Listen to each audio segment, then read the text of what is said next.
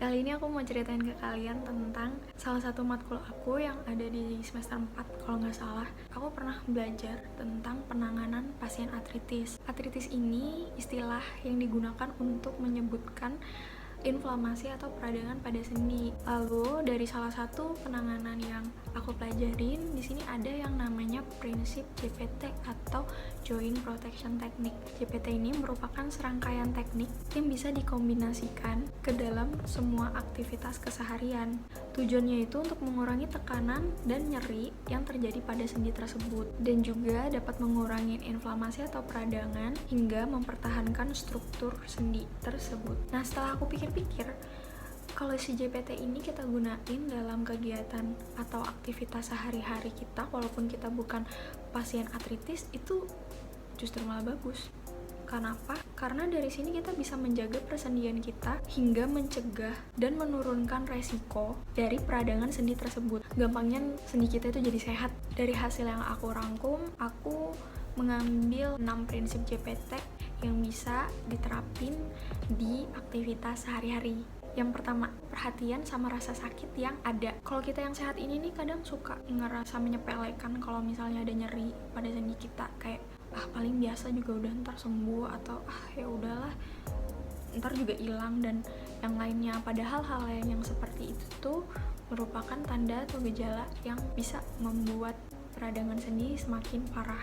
Sebenarnya dari situ kita harus waspada dan memperhatikan sendi mana yang terasa sakit, seberapa lama nyeri itu terasa, intensitasnya itu banyak atau enggak.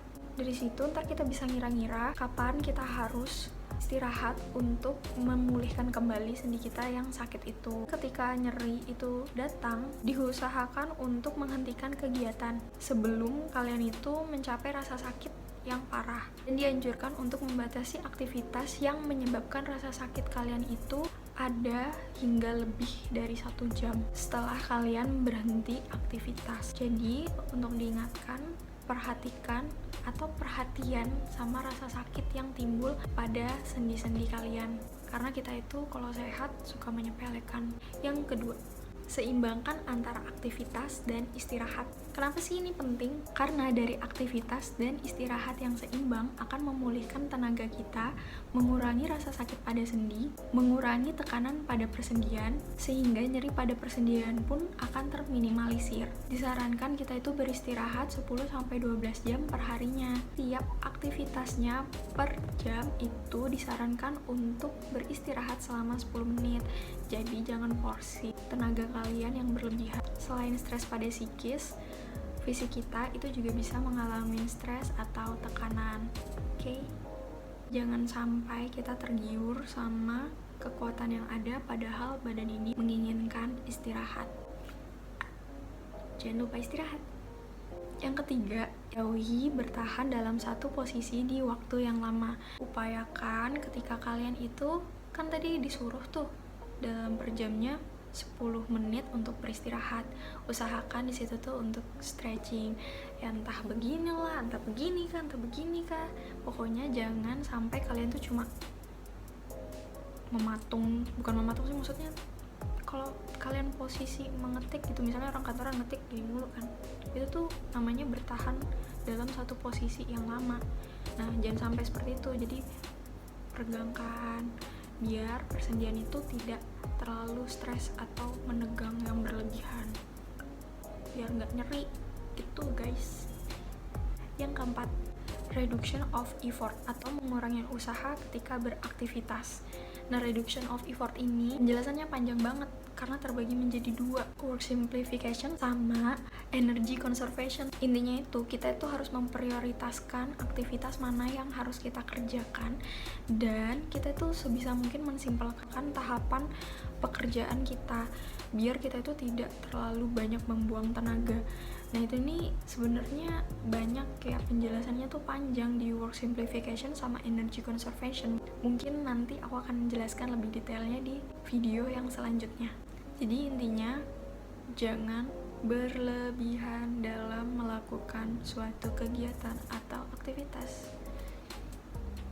Yang kelima, gunakan sendi yang lebih kuat dan besar untuk melakukan suatu kegiatan. Ini maksudnya gimana sih?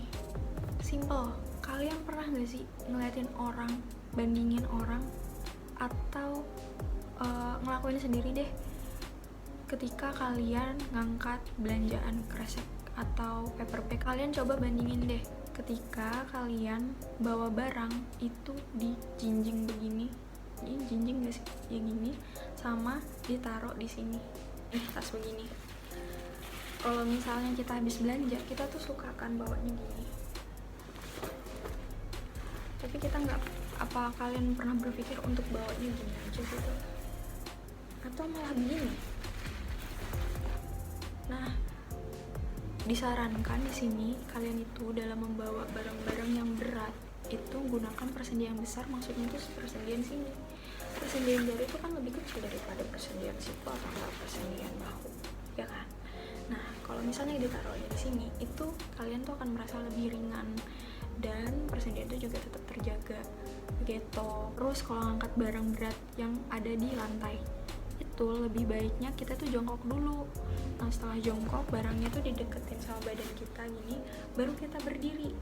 Nah, jangan sampai pas kita lagi posisinya itu kayak rukuk gitu, terus kita langsung angkat sup, itu nggak baik.